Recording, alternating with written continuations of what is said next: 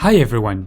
The fact that I am French has never been a secret on this channel, and I try from time to time to share with you some aspects of my mother language and my culture. I wanted to do some longer and more serious videos on this subject, and I thought about doing some podcasts. This one is the first podcast on my channel, and I hope you will enjoy it. My honored guest for this first podcast is one of my former English teachers, who kindly accepted my request for a conversation about teaching French people the English language and the use of new forms of media to help. The complete theme of the interview is learning English for French-speaking people, the use of modern media in the study of English. We are going to talk about many different subjects, video games, TV shows, and all these things, and maybe a few other questions. I want to point out that the quality of the audio was not as good as I expected it to be, because this is the first time I'm actually doing this. So I hope this will not bother you. I hope you will actually enjoy this new kind of content, as more of these interviews are planned. This is a very long video, but I'm sure you will find some interest in the subjects we're talking. I feel compelled to tell you that this is a cut version, as the original interview was close to 2 hours long, and I felt we sometimes digressed a bit too much. So I hope you will still enjoy this. I really can't wait to see what you have to say about the matters we discussed, and I'll see you in the comment section, I guess. So relax and have fun. So hi. Hello. So you're my former English teacher, Yep. and I'm glad to actually have you on this small interview. Thank you. So today we're going to talk mainly about the way French people actually teach and learn English, Okay. and the difficulties they can encounter while trying to learn this language, and the potential help of new medias. Like I know for myself, even if I had your assistance and some other teachers, I learned a lot of the vocabulary and the expressions I use through video games mostly, and my participation on the internet, the way I communicate, YouTube and all these things. And so I wanted to have your opinion. Maybe you can start with that. Okay. Your opinion on how these new medias can help Uh-huh. French people actually learn English. Learn English, absolutely. Well, in France, as you know, we have very few hours of English per week for the students who have very, very long schedules with many subjects that are mandatory. And 3 hours a week is just not enough, obviously, to learn a language. And it's true that in elementary school, most students do English, and I think they just came out with the ministry just came out with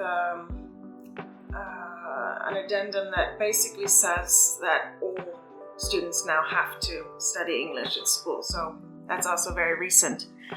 But they do start in elementary school, but I think part of the problem is that teachers aren't trained, especially elementary school teachers. You have to have a diploma to teach in middle school and high school, but not in elementary school. They have to have a certification, but I mean, my children have gone through elementary school here, and frankly, the teachers, through no fault of their own, are not really up to par, especially in terms of accent and vocabulary, which is a shame for very young children who really should be working on that. Which means that, as you said, if you really want your child or your students to learn, it's through the media that they can do that starting at a young age. It's the watching films in English, children's films for children. It's, I would hope, listening to podcasts, and especially video games. I've been very surprised, but also extremely pleased at the impact of the game Minecraft. Oh yeah, I can talk about this. There is so much vocabulary in it. It's fantastic, and so students now, I mean, those who play Minecraft, but it's so popular, really have made strides in vocabulary thanks to Minecraft, and I'm sure a lot of other video games as well. So that, I think, is absolutely fantastic. In terms of films and TV shows, obviously with now the opportunity they have to have streaming platforms like Netflix or Apple TV or any of the others, that is a huge advance for the French because unfortunately, and contrary to so many other European countries, it is simply not practiced in France on TV, on traditional TV, to show English films or series in English. It's coming on some channels, but it's still very rare. And I know that in other countries, especially countries like Denmark and Scandinavia, everything English is in English. I mean, there's a option, of course, to put subtitles, but so children from a very young age are hearing English, listening to English, and that's why they're so fantastically great at the language. In France, that still isn't widespread, and I think that's really a shame. Even on, I was surprised at this too, on the platform Amazon Prime, there are so many films where you can't choose to put it in English. Or maybe you can put it in English, but you can only have French subtitles.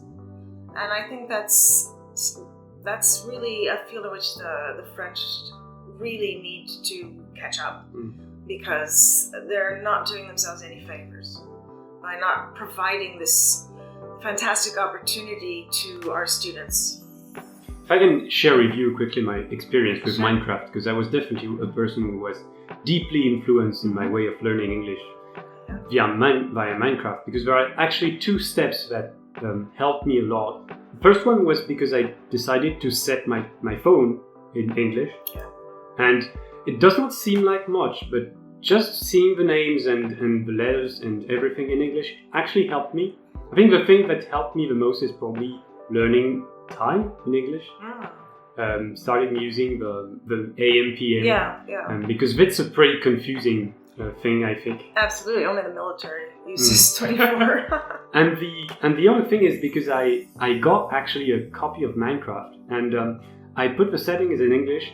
The first reason, it's actually a pretty funny one. The first reason that pushed me to put the settings in English was because I thought the writing looked better. Okay, like the font?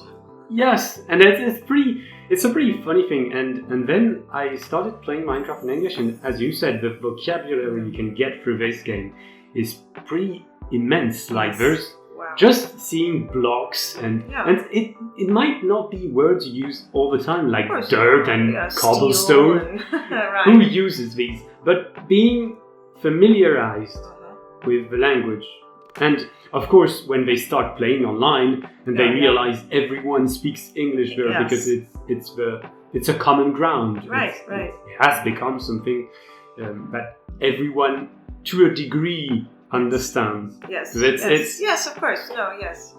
But I think it definitely helped me. But one thing I still insist on, because from the conversation we're having, some people might think that you can learn just through games. And I think not, because the fact that I already had a basic understanding of the grammar and of the way the language articulates itself and works definitely helped me get a faster grasp on the vocabulary I was exposed to through games. Yes. Well, the thing with video games is it's great for vocabulary, it's great for stock phrases, but it's not most of, of course, I suppose there are some video games that really speak a lot, but there are others that don't. Minecraft doesn't speak to you. So you're not working on the oral comprehension, which is really the hardest skill for learners of a foreign language. And you're not necessarily writing that much either. There's not, or reading in the sense that there are long texts that are structured, and you can communicate with other people, but not everybody will be an English speaker necessarily, so their grammar and vocabulary won't necessarily be correct either. Understandable, of course, but not necessarily correct.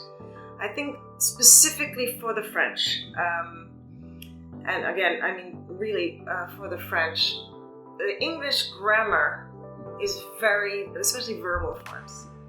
I mean, it's the same basic syntax, subject, verb, object, but for the verbal forms, for the French, it's extremely complicated. And they mix everything up in their heads because you have so many, verbal forms in French. And we don't in English, but a few of ours, like the present perfect, look so much like the French passé composé, I think. So one of the main past tenses that are used, that they're so easy to confuse, and yet they are not used at all the same way. And once a student, for example, learns the present perfect, because they use this French tense just to talk about the past, and we don't use the present perfect for that, they forget about the simple past, about the preterite. And everything gets complicated. And not all languages will have that, because I assume few languages have as many verbal forms as the French. So the French really have trouble learning English. It's not easy for them. And then, of course, there's sound. That's another thing you don't really do with video games, is speak. Oh, yeah.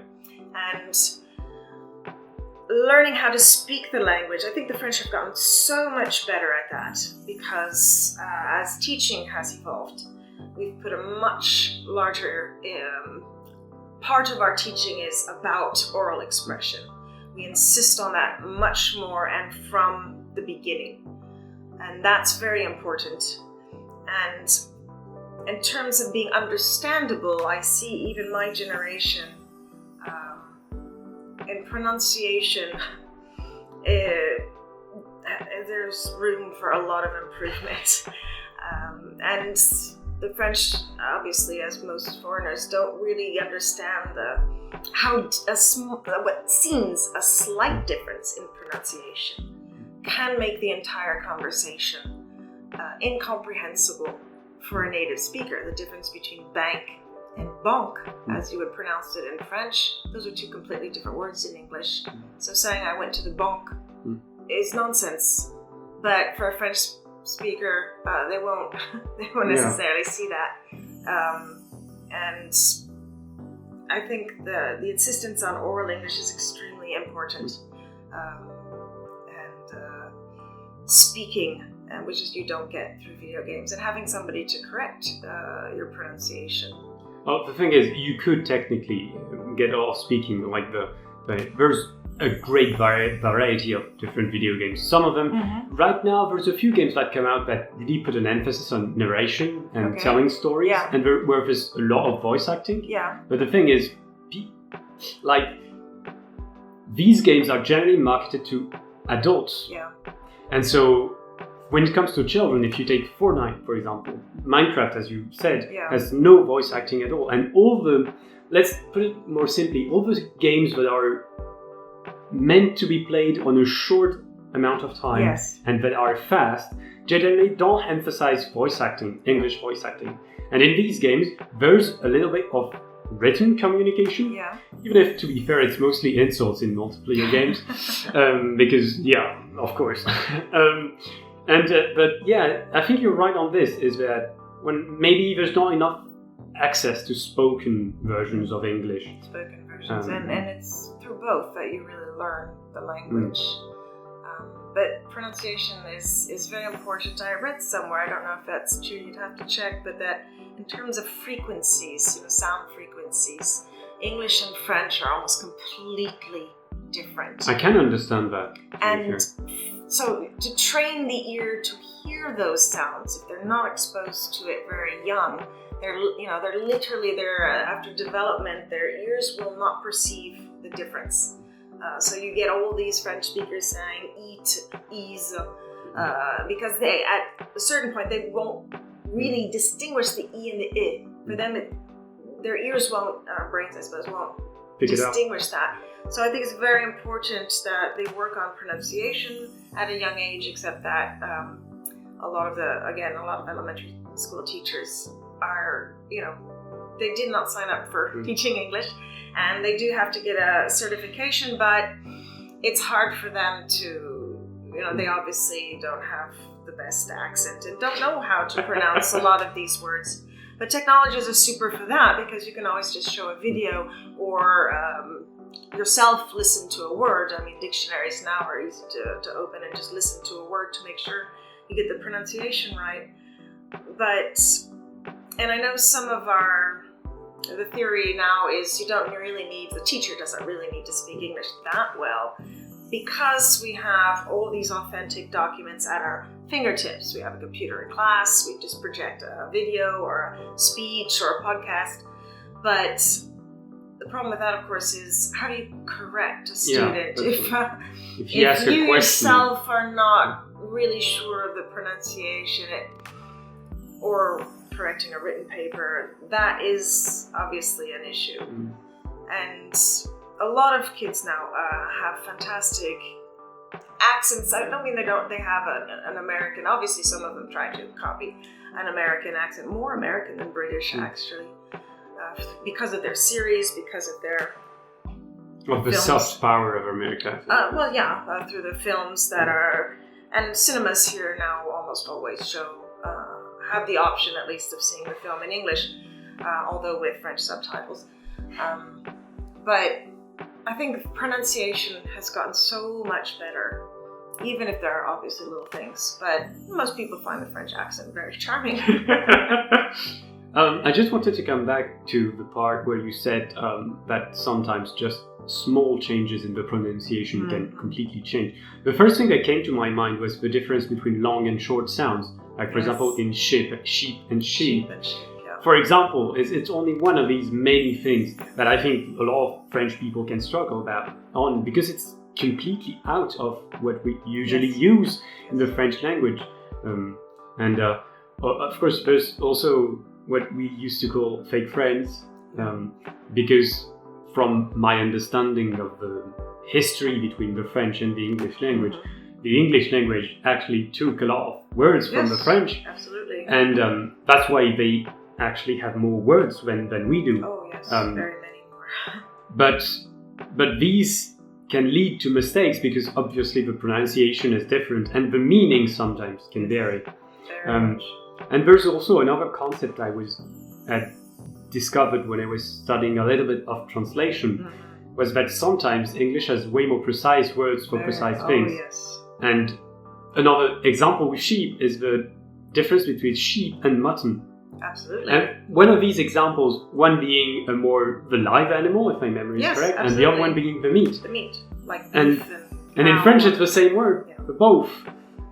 So there's also these variation of concepts that we do not grasp. Some people could attribute it to the more, let's put it, how can I put this? Commerce-oriented. Absolutely. Well, history of English. The history of English is commerce-oriented. English is really a hodgepodge of so many different languages because the British Isles were, or I suppose invaded, conquered, whatever you want to say, by so many different, peoples. The Romans, of course, the Norwegians, the Danes, from all over, and all these people. When the Romans left, you had all these people speaking Latin, and then you've got the Scandinavians coming and the Gaelics on the other side, and all these people had to communicate, to trade, to live together. And so the language evolved all the time. It continues to evolve a lot, which, we don't have in English, like you in France, the French Academy that guarantees the purity of the language.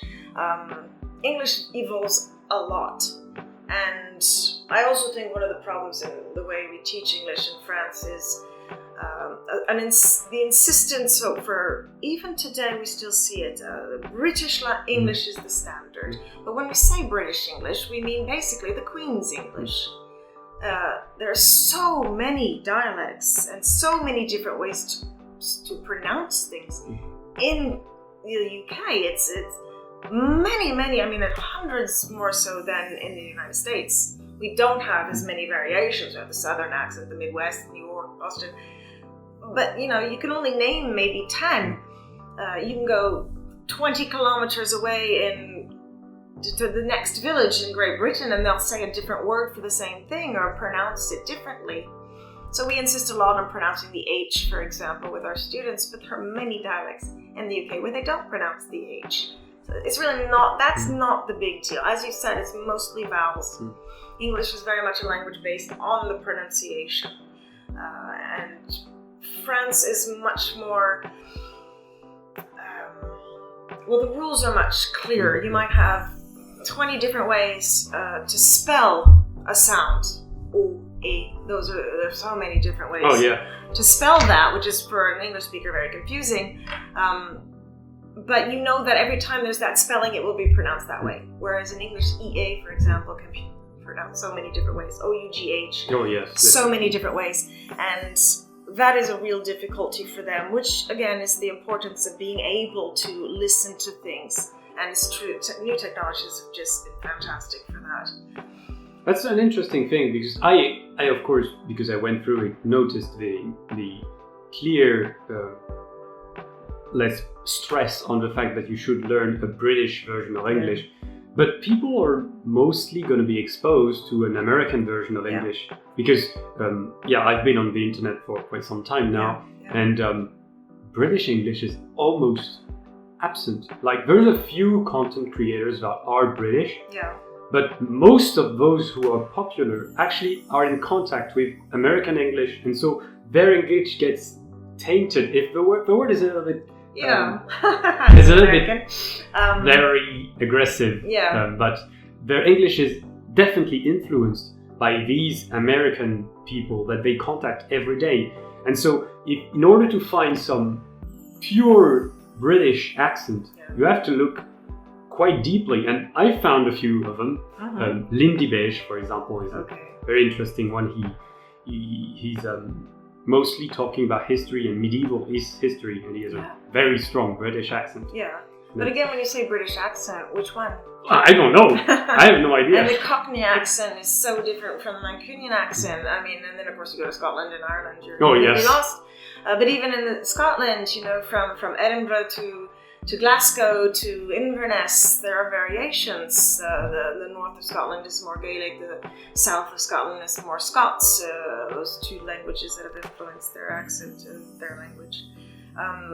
So what is the French system has really kind of set up, as you said, it's interesting they say tainted, because you've been conditioned to believe that British English, and they lump it all together again, when they say British English, they mean the Queen's English.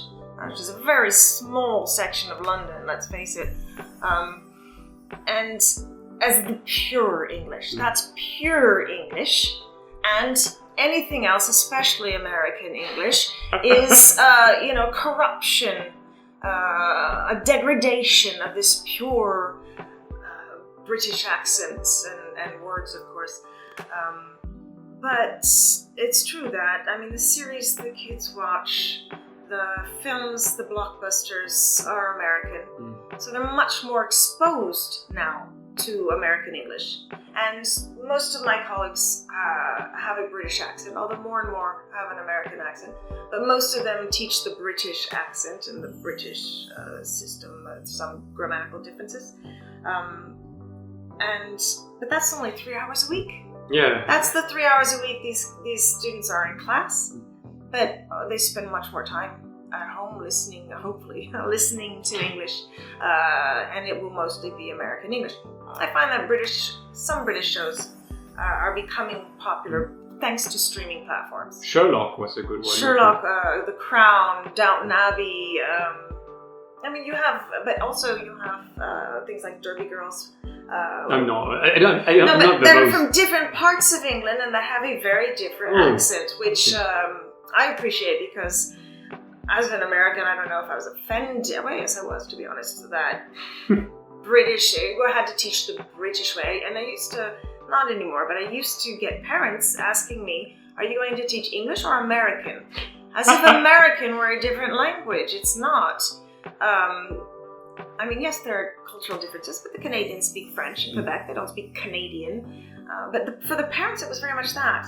And I don't get that anymore, so there is an evolution, of course. That's good to notice, to be fair. Yeah, it was always surprising, and I got used to it, but... So let's move on to the small thing I talked to you about, and that was there's this idea I've heard actually, because this is partially my impression, but I've also heard some French students talk about this fact that whenever they tried to make an English accent, they felt pressured by the rest of the group in a mockish way. Yes. And as a teacher, I would like you to actually give us a few elements about this and what your perspective on this is actually. Yes. I mean, I had 2 children who went through the French system, and they used to, of course, they stand out, just as any of the students who've lived in England or in the United States, because not only is their accent so authentic, but there's just the fluidity of their language. And I think there's a lot, obviously, maybe in the past it was they were seen kind of as sucking up to the teacher or trying to act different from what they were. I don't think that's really the case nowadays. I think there's a lot more envy in this reaction to make fun of someone who is really making an effort to sound more authentic. And because of that, and this is really a shame, we get students who actually do have a very nice pronunciation, but who pretend not to. And I see that even today in some of my students that will take on a very heavy French accent. And I know I've heard them in a different context with a much better accent. And obviously these are children and they don't understand how important pronunciation is in the English language. It is so important that, as I said, you can literally not understand an entire conversation because of a small, a very small distinction in pronunciation. It makes me think of the Minister of Foreign Affairs in France years ago. His name was Bernard? I don't remember. Kouchner, his name was. That's possible. And he was giving I don't know if it was a press conference or something, but he was speaking about the conflict in Israel. And he was talking about basically retribution. If one attacked, how Israel would, hit back much stronger against the Palestinians than. So they should, obviously, everybody was against the conflict, except perhaps the Israelis. But and he said, if the Palestinians, I don't know the exact quote, but I do remember the word, attack. Or do an attack against Israel, that the Israelis would, and he said, eat Palestine. What he meant to say, of course, was hit. Yeah. That's a huge difference. Hit is an attack. Eat means to conquer and take over. So in that political context, and that created quite a problem. I mean, a diplomatic problem. He had to explain himself that it was a problem of pronunciation. Pronunciation is so important. So these students who are, because they're made fun of, don't want to show their pronunciation skills. I think it's really a shame. But I think it's also changing because more and more students pronounce things much better. I mean, the pronunciation of students has evolved immensely. They're getting so much better at it, and also because they're exposed at a younger age to a lot of authentic English content, and we don't see it as much. And I think that's a necessary evolution, just because they hear it all the time, so it's no longer as, perhaps not shocking, but surprising to hear their classmates speak with a decent accent. And I get a lot of students who have never been to an English-speaking country, but who really have fantastic pronunciation because they watch series all the time. And some films in English, their parents have started the films in English very young. It's so easy to do that. If you want the favorite film, the kids, I know my children did, watch the same film over and over and over. They basically know it by heart, but it's in English. They know what's being said. They know the story. There's no frustration there. But in terms of especially oral comprehension and expression, it's fantastic. And we need that because they keep reducing the number of hours of English. I mean, we went from 3 for sure in high school, and now in junior year and senior year it's 2. And how can you possibly, and with classes that are larger and larger, there's a real penury of English teachers. There's so many English teachers, well, so in not just English teachers, but teachers in general, that we really are missing teachers. We need more teachers. And so we have classes of 35, 36, 38 sometimes. How can you teach a class of 38 in 2 hours how to improve their English? Let's face it, it's impossible. If they don't have a really solid background in middle school, and they're so young that they don't understand how important it is. But again, that's evolving also. More and more they understand how important English is. Yeah, because I think there's something that is very specific maybe to France, but there's this kind of fear of French disappearing in favor of English that is common amongst political people in France. And it's not completely unfounded, I think. Of course not. Not completely. But there's also this part that there's kind of a paradox there, because at the same time, as someone who is getting close to actually getting a job, on a job interview today, even in France, English is getting more and more important, and you can get selected despite having good grades everywhere just because your English is bad. And I think it's interesting, and troubling at the same time, that they reduce, as you say, the amount of English that is mandatory, while when it comes to employment, knowing English is a real advantage. It is more than an advantage, it's a requirement. It's a requirement for a lot of the schools, engineering schools, economic schools, commercial schools, trading schools. To get your diploma now, you have to prove a level of English. For me, it's a paradox. I can't explain that. Why? I think maybe part of it is the French absolute obsession with math. That for me is the most shocking thing in the French education system and society in general. Math is the subject. It's the most important. And we're bad at it in general. Around the world, but it is, if you don't do math, you're just not as intelligent. If you don't do math, then your diploma just isn't good enough. And this means that the creativity of French students is kind of crushed. It's like they're trying to stick these kids into boxes, and you can't stick a child into a box. You just can't. And because math is so valued and important in France, there's so many hours of math, and the students spend so much time on their math homework. And math, if you're not good at math, then you might have to redo your year. You might have to flunk for math. Yeah, that was the case for me. And that's also, as an American, it's also really a problem with the French system, because if you're not good at one subject, you can't just redo that subject. You have to redo everything, which for me is, I don't understand that at all. And I think it does a lot of damage to the students. But math.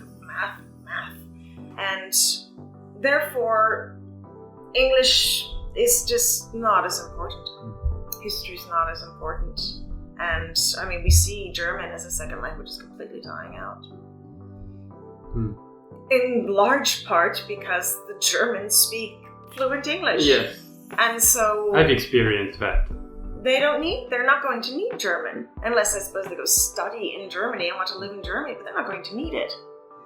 It's no longer a fantastic thing to put on your CV.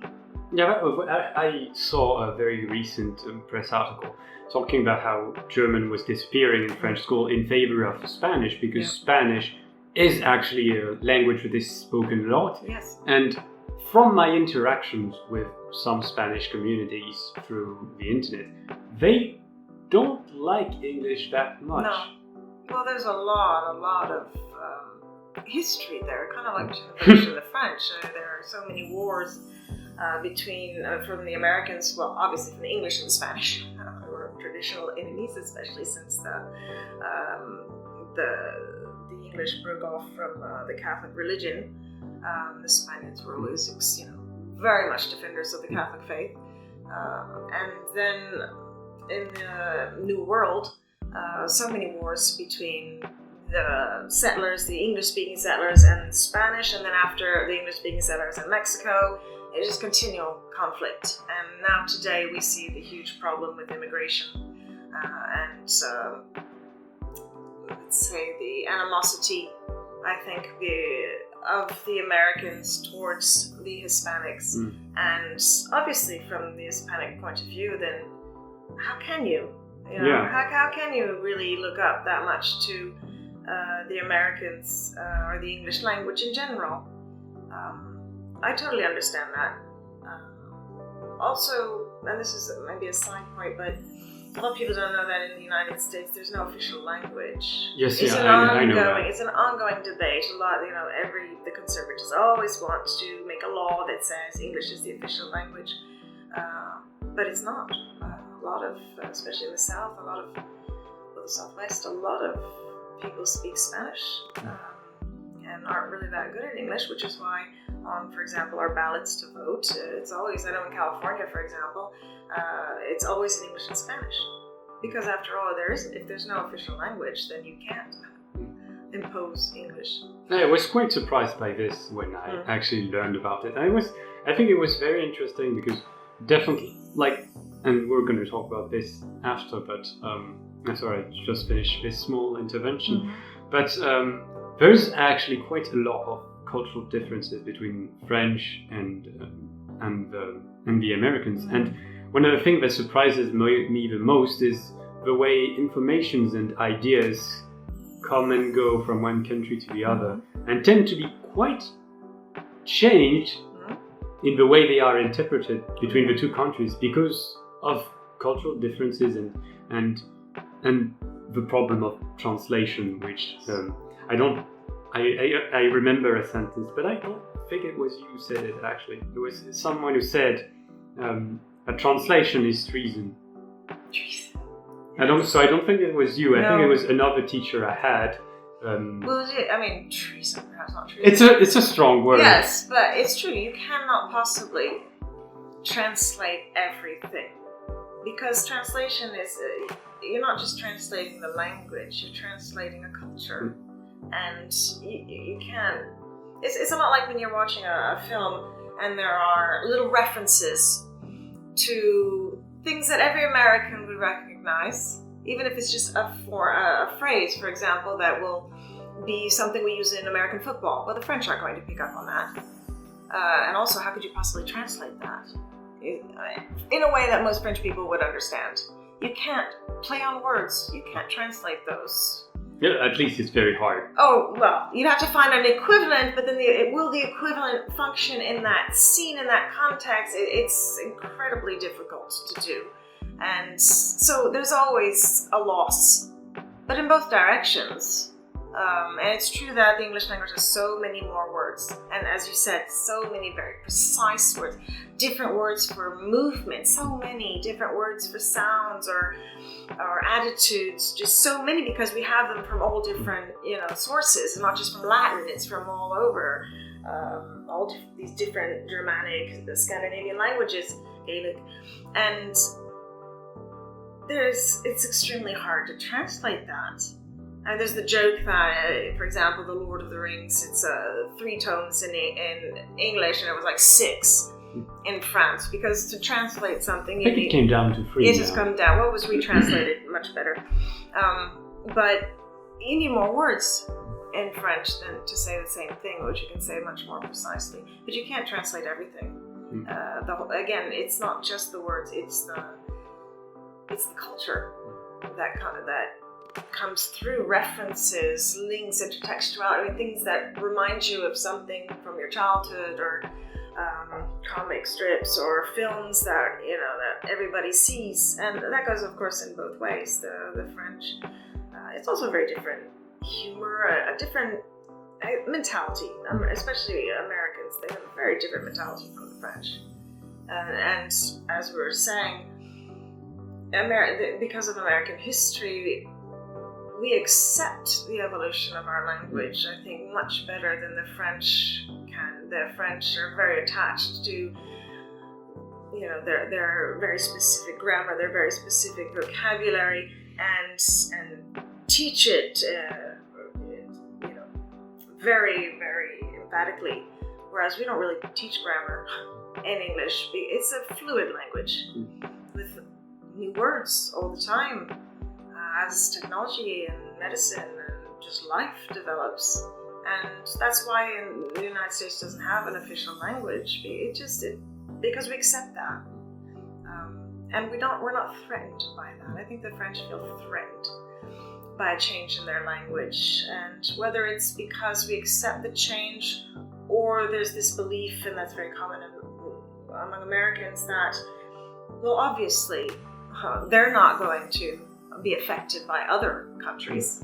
They will affect other countries. So there is no threat. There's no felt, experienced threat of the evolution of language.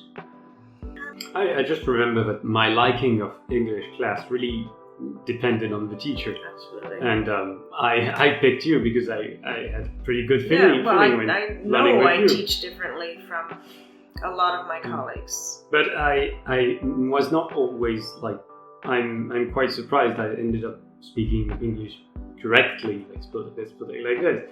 But definitely the difference in teaching really had a big influence on my interest in learning the language. Yes, well, I think that for most French people, they might be good at English because they work very hard, but it's not out of really desire. And it's, for most French people, it's after high school that they really come into their own in English. You're right to say they get the basics of English grammar and vocabulary that allows them to do that later. But I think for the vast majority of French people, it's only after high school that they really, really start to be comfortable in English and really start using it. So, for example, in the gaming community, that's a very interesting thing, because most of the people I've encountered that are French in the gaming community actually have a pretty good grasp of English. Yeah. Because they're using it. Yes. And for some of them, they're using it every day. Yeah. At some periods of my life, I've been using English more than French during a day. Yeah. So I'm not surprised by this, but it's interesting to see that we learn, like I ended up learning English mostly because it was useful. Yeah, and, but it's a tool. Yeah. And I'm not sure it's necessarily in the French education system considered a tool. Theoretically, obviously, but in the way we teach it, it's knowledge to a certain extent. It's knowing the rules, learning the vocabulary, learning for a lot, the dates or whatever, the methodology, which is so foreign to me. 3 parts in your essay. The French are so obsessed with the number 3. And certainly never give your opinion. Oh gosh, you're not allowed to give your opinion. Yeah, I remember. And that's a completely opposite of what an essay is, actually. But, I do have to a certain extent teach them that, because next year they'll be graded by a French person who is very much formatted that way. But it's not seen as the tool it's meant to be. And I think, therefore, it gets, if I can use this expression, lost in translation. And therefore, it's not considered that serious. And I think a lot of parents and students just think that, and they perhaps know that it's really, it's not that hard, really, to learn English these days. And so, fine, they can, it'll happen after high school, and that's perfectly fine. But again, the French system is also very punitive, the education system. So, getting poor grades, you've got to be stricter in the grades. You can't. I remember having a colleague say 20. How could you give a student 20? That means he's as good as you. I was like, what? Yeah, I've heard this already. I hope I have a better level than a high school student in France. What in the world does that even mean? That really shocked me. I know I'm considered here as very lenient in my grading, just because for me, if they can be understood by a native speaker, that's fantastic. I'm not going to give them 5 out of 20. That's ridiculous. But to be fair, this is a pretty strict school compared to the this rest is a of strict, France. Yes, it is a strict school compared to the rest of France. But I did not go to private school in France. And it's all, even, you know, in public schools, it's always punitive.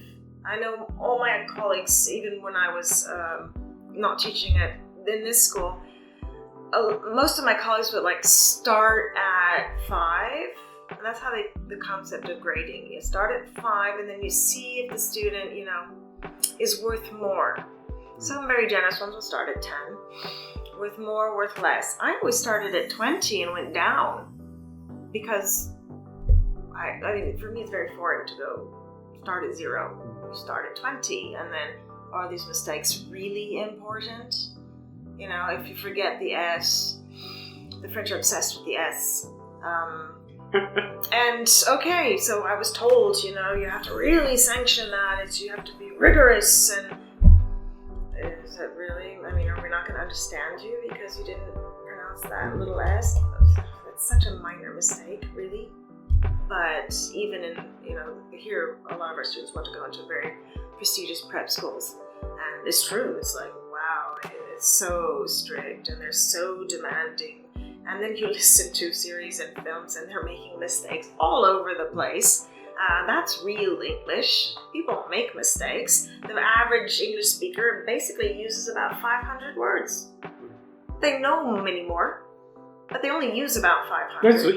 It's roughly the same in any language. Yes. We have a few words that we use most of the time, and then when we need to be more specific, we use specific fields of words. The French are very much attached to their grammar. But because it's very important in the French language. It is very important, but and less so in the United States or in English, period. And I mean, it's aside, frankly, from the linguists, and both my parents were linguists, so are linguists, I suppose, still. My mother's constantly correcting my English. So very, you know, the way it used to be. But the language is just changing so much. Who says there are two people anymore? Nobody. I mean, I suppose in, you know, The Economist and Washington Post, they'll write there are, but even their journalists, when they speak, they'll say there's two people. That's one of the things that surprised me, is the use of this R and E's is way more fluid than I thought, to the point that when someone uses, especially I've seen a lot of people use the singular in situations where they've expected a plural, and to the point that it sounds weird to my ear. Yeah, but and you're taught, we teach here in France a system of grammar, English grammar, as if it were that way, always. Because that's the way French works. Because that's the way French works. But then you're confronted with something as simple as the present perfect. I mean, we drilled that into these little French students. But then when they're watching a film, they're reading a book, they'll find it'll be the preterite. Did you do your homework yet? And they'll say, well, wait a minute, you know. Then all of a sudden they're even more confused because they were taught that you can absolutely use yet with anything but the present perfect. But that's a big difference between Americans, for example, and the British. But although the British are using it less and less because of the influence of American English. And I find that odd. So you'll sit there and you'll count it wrong. You know, if the student has put the preterite instead of the present perfect, and we get students who spent 5 years in the United States, and they'll never use the present perfect for that, and you have to mark it wrong.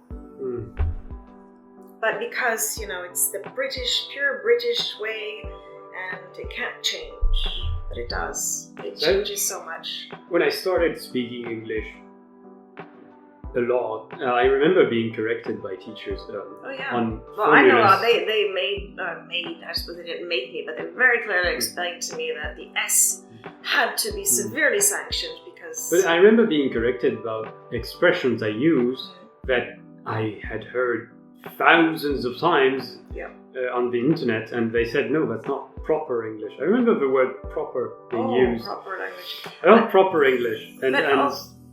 I also think one of the issues, and that's just normal, I mean, I'm not at all criticizing them for this, but more and more our students, again, thanks to video games, thanks to YouTube, thanks to social media, TV, all of that, they're getting very good, and they're learning very authentic, as you said, expressions, and their teachers don't necessarily know them. Oh. And so will be, marked wrong for something that's right. I see my daughters, for example, especially my oldest daughter is extremely literary. She was constantly corrected, marked wrong for things that were right. And it was simply because her teacher didn't know. And I think there's a slight lack of humility in teachers today, because we're not perfect. We make mistakes. I'll start writing a word and I can't remember, frankly, if it's an O or an A, because English spelling is difficult. So I'll ask a student to look it up on their smartphone. And so many of my colleagues say, you can turn on a smartphone and your senior year of high school? Why not? It's so useful. I'm sure that in video games, there's a specific language even for each video game, because they invent words and they invent expressions and actions, but because it's, you can do anything with technology, and how could you possibly know everything? I don't know if you're familiar with, if you've at least heard of League of Legends. Yes. But it's a very competitive game, and there's an inside language that's if you've never played or at least watched a few professional games, you have no idea what the words mean. And most of them are words of the English language. Yes. But their meaning is different because they're set in the context of the game. Right. For example, if I think of League of Legends, we have ways to talk about the map of the game. Okay. And when you talk about, there's 3 lines, and when you talk about the lines that is on top, you just say top. Yeah. When you talk about the line in the middle, you just say mid. Yes. And when you hear the commentators speak, you think you know the words. Yes. But you still have no idea what they mean because you're not familiar with the context. And that is kind of the basis of a language. Again, it's being able to speak a language implies a certain knowledge of the culture, just as being able to understand and use English for a specific video game will depend on your knowledge of that video game. And it's also a reflection of how fluid English is. Because a word that exists, why not, can be used in a different context and take on a new meaning that it didn't have before. But English has always been that, which is therefore not shocking at all, and very much accepted and expected for an English speaker. So I'm constantly coming up against expressions that I've never heard, and so I'll at least look it up. Yeah. Because after all, I don't know everything, so at least I'll look it up. Right? I feel like a lot of English teachers in France won't, and is that insecurity or overconfidence? Overconfident, I don't know, and I think the students really appreciate knowing that. I know they're always surprised when I do it, when I say I don't remember how to spell this. Can somebody, I'll look it up, or can you look it up? Because no, I don't remember. I don't know everything, or they'll say a word and I've never heard that, but I'll look it up because I don't know. There's so many words and it's evolving so fast. And as a result, I find that students more and more know a lot of things that the teachers don't. And it's funny because I think the younger generations are also using French more fluidly than their elders want. I see there are a lot of new expressions that are coming around, and they change all the time, and some of them use English words but in a very different way, and I feel as if that's, I don't know if it's an influence of English, but the younger generations are more fluid in their French language. But in terms of teaching English, because the younger, these children are spending more time on social media and on games, they know things that teachers do not, and they lose respect as a result. And if you lose respect for your teacher, then, you'll just give up on the subject. Not necessarily on the English language, but on trying to do well, because you've been marked down for something you know is correct. And that also, I think, has unimpact that with the number of hours we've lost, and again, very paradoxically, because more and more things are demanded, and that's why nowadays you've got, at least at this school, you've got so many parents investing in other exams, the Cambridge exams, the IELTS, to certify a level of English. It's not their English grades at school that are going to certify their level of English. It's interesting that you talked about the way newer French generations use more different words, fluid words, because there was a controversy very recently in the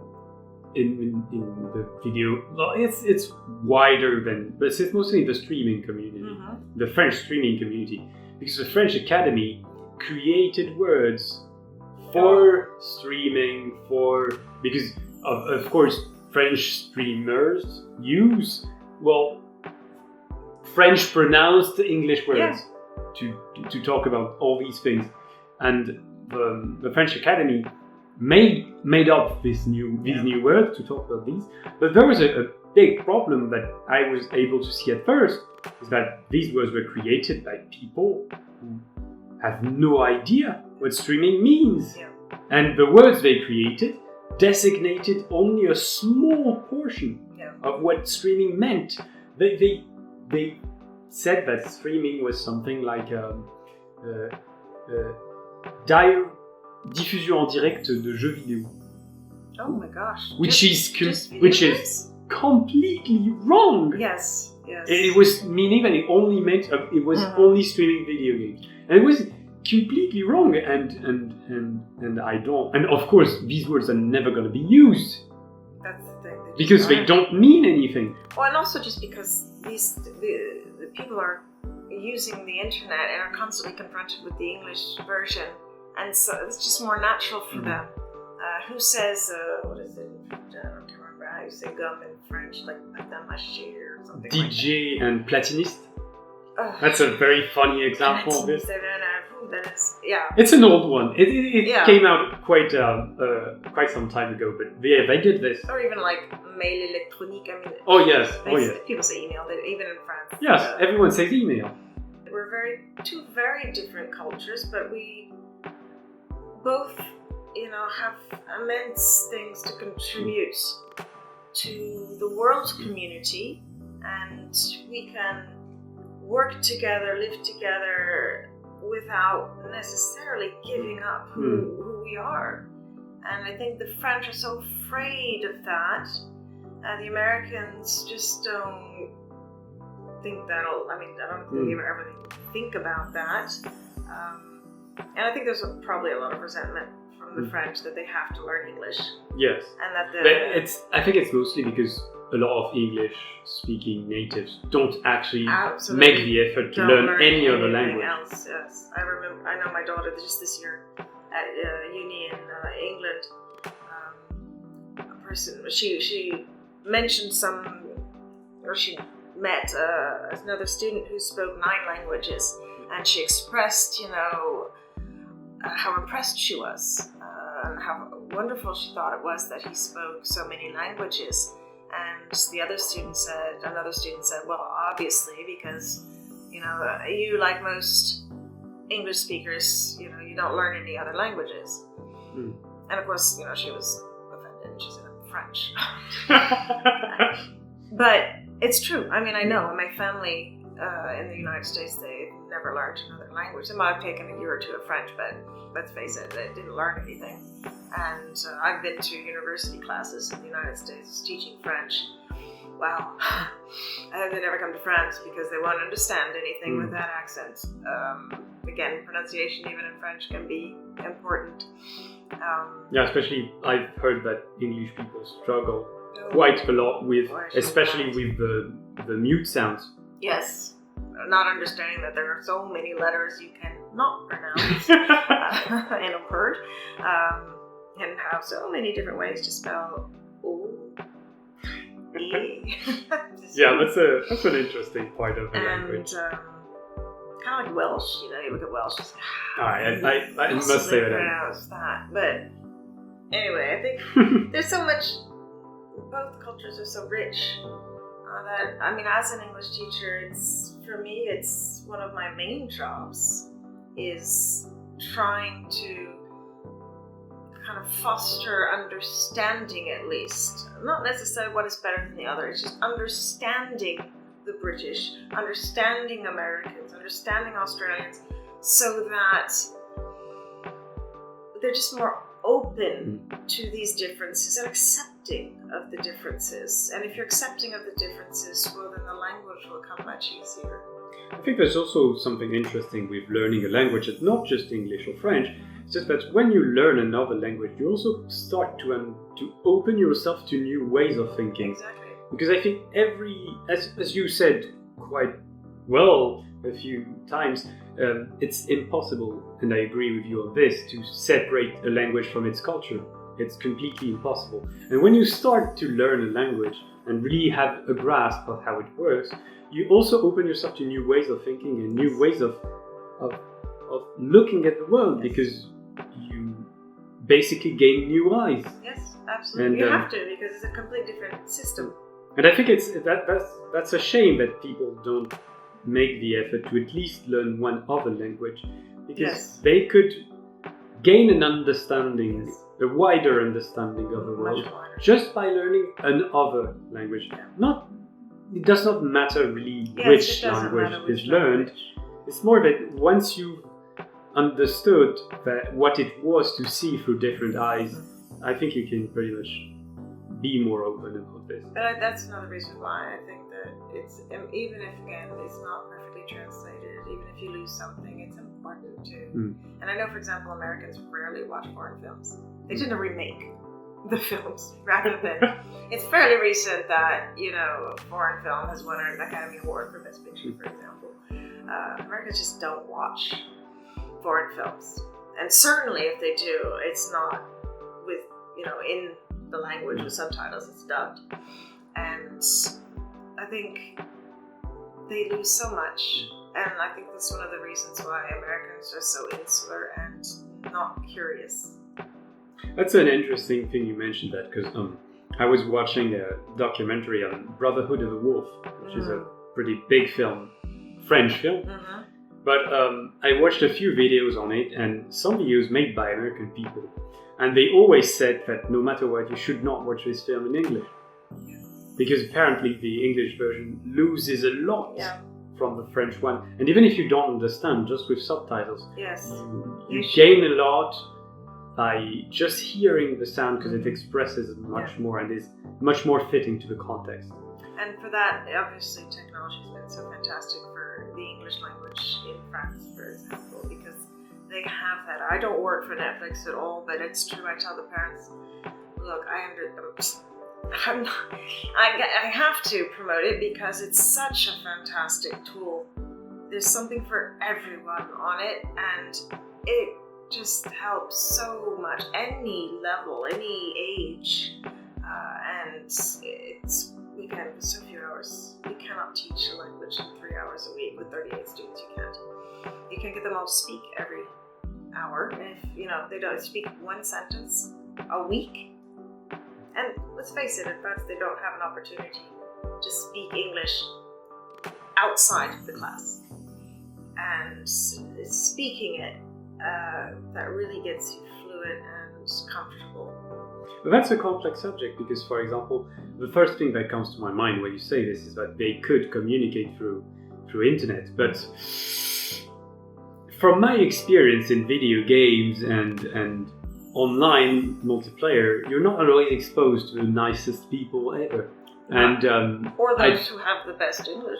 Yes, and I understand people, and parents especially, wanting to put their children away from being insulted for 5 hours, even if they understand half of what is said.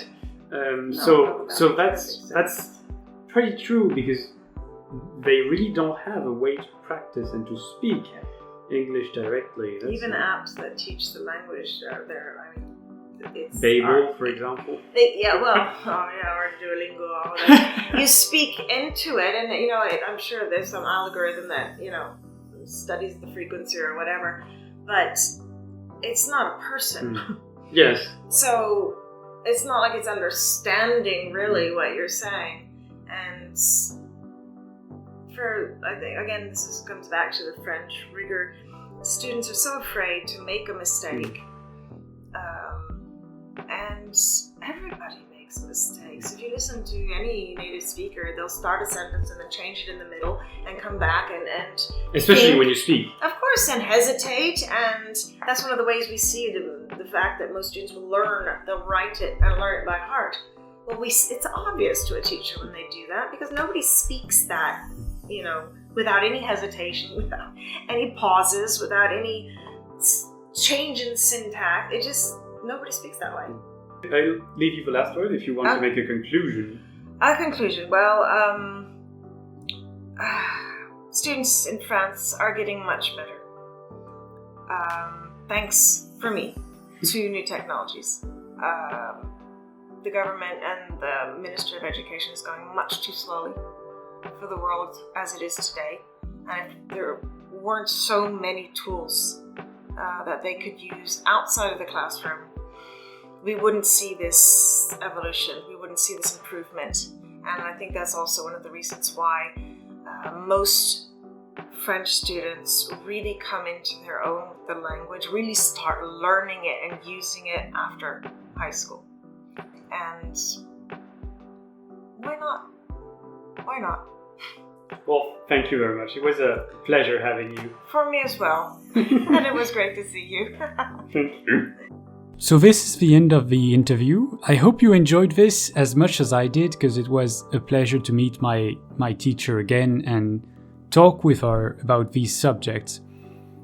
As I said in the beginning, more videos like this are coming with different guests, and I hope you will enjoy this one enough to give me the motivation to make more. There's lots of things to say, and I have a lot of subject to discuss with different people about the interest of learning a new language and how important it might be, and especially when it comes to French people learning English and the cultural differences that exist.